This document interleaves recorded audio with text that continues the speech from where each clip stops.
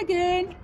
Today we're going to do this shooter that steps forward, the goal shooter that steps to the front, or maybe it will be the goal attack. It depends on.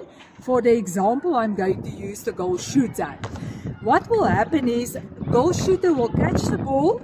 She will then landing foot space on court, but she will step to the front. So what will happen then to our defender? Our defender does not have to move. As long as she's 3 feet away, either from the toe of the landing foot, or if the player step to the front, from the landing foot space on court, where the foot was before she steps to the front. That means that the goal shooter might step to the front and keep her landing foot in the air, but then our defender doesn't have to move. She can stand put. The only thing that she can't do is to put her hands on the ball. She can lower her hands on top of the ball without touch the ball to try to get the contact ball from there. So let us quickly look at the example.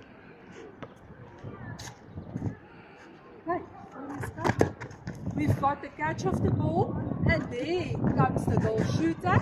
She's stepping to the front, and there she falls with the ball, and it will become footwork, and it becomes a free pass then to the other team. So we didn't have the contact call then there, it was a free pass to the other team.